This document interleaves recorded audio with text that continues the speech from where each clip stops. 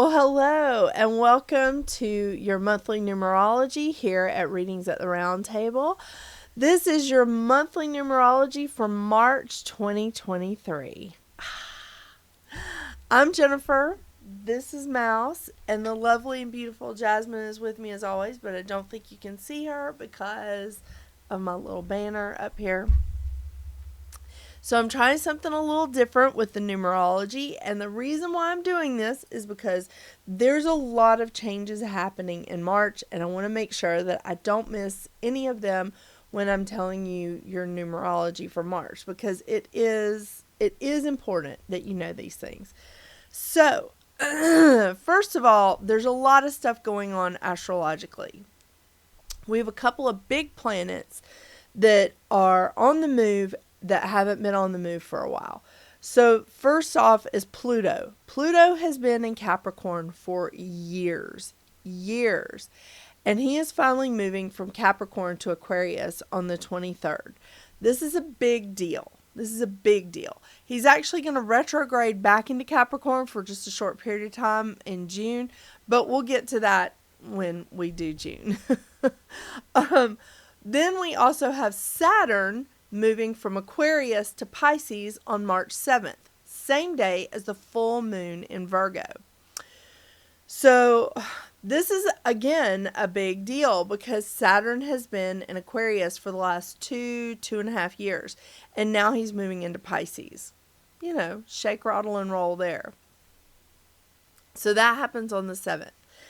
Then we have Mars finally moving out of Gemini on the 25th. Now, Mars has been in Gemini since August. Normally, Mars does not stay in a sign this long, but he got almost to the end of Gemini, retrograded all the way back, and has been there for a while. So it's finally time for him to come out of Gemini and go into Cancer. This is going to be a game changer because Mars in Gemini is a little weird. And for him to be in Gemini this long has really been illuminating, let's say. The good news is we have Venus moving from Aries into Taurus on the 16th. Venus rules Taurus as well as Libra, but Venus loves being in Taurus and Libra. So this is a great place for Venus to be in Taurus. This is going to be great. So that happens again on the 16th. So this is a really good thing for those of you that are working out partnerships or relationships of any kind, or even financial matters, because that's what Venus rules. So this is a really wonderful time. If your numerology this month is really focused on partnerships, this is going to be an excellent sign for you. Now, if any of your numerology readings centers around communication, you're going to want to pay attention to Mercury. Mercury is really on the move this month.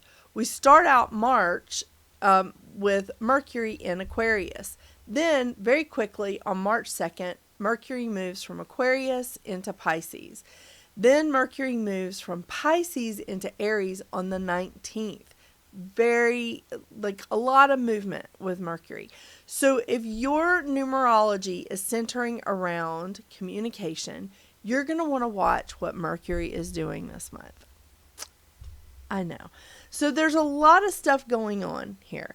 We have a new moon in Aries on the 21st of March. We have the sun moving into Aries on the 20th of March, as well as the vernal equinox. It's time to say hello to spring. Am I right?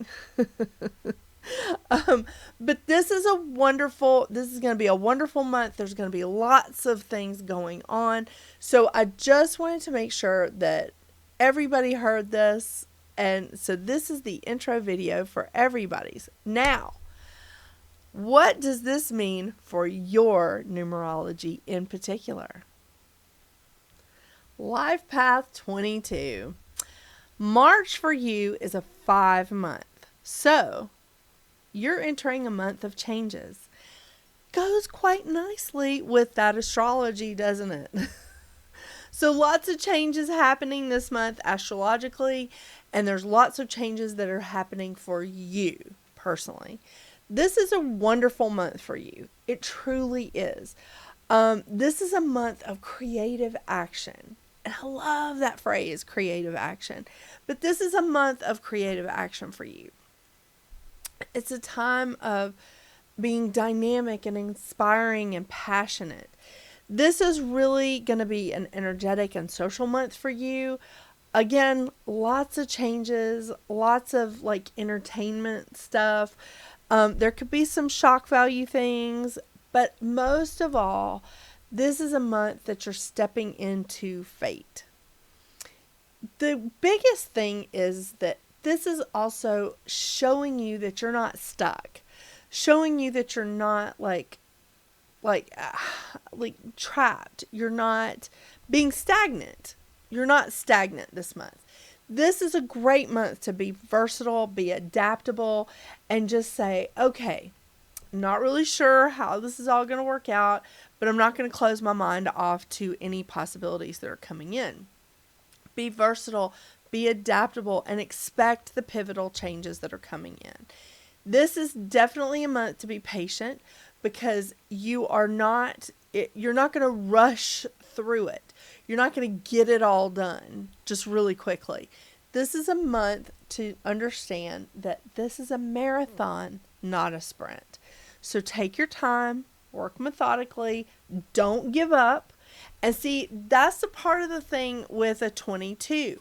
Is 22 people can procrastinate, get overwhelmed really easily, and then just give up and go, oh my gosh, there's just too much work. There's just too much bad stuff going on. There's too many problems to solve. That's not what you want to do this month. This month, you want to like ride that wave. You want to understand how much energy is out there. All the stuff that's out there. Be versatile. Be adaptable to these changes. And when you're doing that, it's going to help you to not only be like a luminary that you are and to be practical with it, but to be a luminary for other people, to be inspiring for other people. Isn't that great? I think that's wonderful. So push back those feelings of being overwhelmed and embrace your fate. Embrace your life's purpose and just say, I am alive. I am here. I'm dynamic and I am creative action. That's awesome, isn't it? Creative action. So make sure that if you feel like you come up against things that are trying to set limits on you, and I'm not talking about the speed limit. I know. I'm not talking about your credit card limit. I'm talking about limiting with your creativity, limiting with your manifesting. Don't put limits on yourself. Work around that and say, okay, I'm not going to imagine limits for myself. I'm going to imagine a limitless possibility here. It's a really great thing when you're manifesting to have a 5, month. And this is a great month for manifesting. We've got a new moon in Aries, and Aries, is the first sign of the zodiac. So it's a great time of manifesting. It's a great time of bringing that in. And we have a full moon in Virgo too. So, lots of awesome stuff happening. But because there's so many changes happening astrologically, this is a really great opportunity for you to show how adaptable and how versatile you are. Because you're in a month of changes with all these changes that are happening to all of us. Yeah. So I'm pulling from 3 different decks today. The usual, I'm pulling, of course, from the Healing Oracle crystal reading cards. And then from the Goddess Guidance Oracle deck. But I also added in the Fairy Forest deck, because I just thought we could use a little extra, little twist, since we have all this change going on. And the Fairy Forest deck is just a little bit dark. And I dig that. I'm ready to bring that in. just see, what we've got. Because, to be honest with you, the shadow effects of a 5 is being nervous, like dealing with these challenges and unable to move beyond imagined limitations. And of course, the shadow effects of a 22 is giving up too easily, finding that there's just too many problems, and being too overwhelmed and worried about everything. So let's embrace the changeable nature. Let's embrace the fact that we have a limitless imagination and open ourselves up to that. Yeah.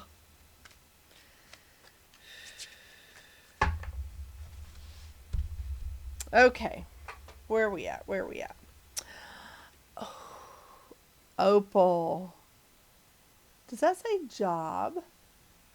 It says joy. Sorry, I cannot see it. There, it's in focus now. Joy. I've had a real hard time getting these cards to focus. So,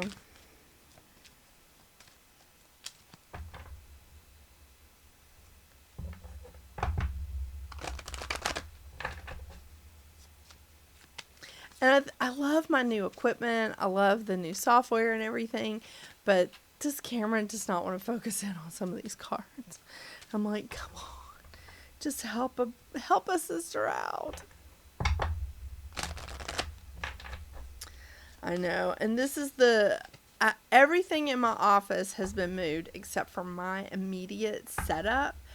So I'm almost moved into my new temporary space. And we're moving the rest of my stuff probably this weekend. And, Bast Independent. So this is, everything is just topsy-turvy right now. So I was really, really wanting my equipment to cooperate. Mercury's not in retrograde yet. Damn it.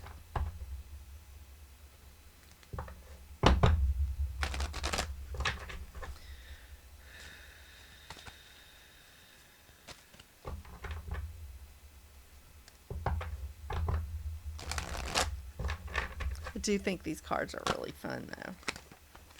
The Fairy Forest deck.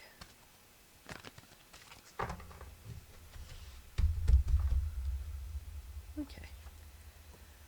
The Queen of the Darkwood Elves. Oh, she's pretty. The Queen of the Darkwood Elves is a 40, which you carry the foundation of 4 as well, 22. Okay. So Queen of the Darkwood Elves is premonition, foreshadowing, and mystery. Huh. And Bast Independent. It is your independence is a foundation for your strength and success. I like that. And Opal. Okay, let's see if we can get that back in focus. Yay! Okay, Opal is joy. Opal holds within it the magic of joy of the cosmos. The magic and joy of the cosmos.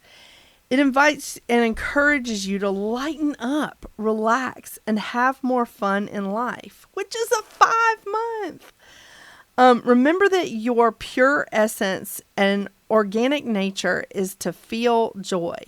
Take a moment to connect deeply with this wonderful crystal and feel the pure joy within your being. It allows you to experience the love, joy, and pure essence of the soul. Used in Aboriginal Dreamtime ceremonies to support and strengthen vision quests. Activates the thymus and allows you to enter into a sacred space of love and joy.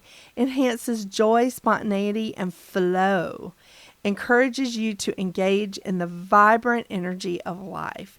I do love an opal. I don't have any with red in it, though. I think maybe that's That's the exact excuse that I needed to get some.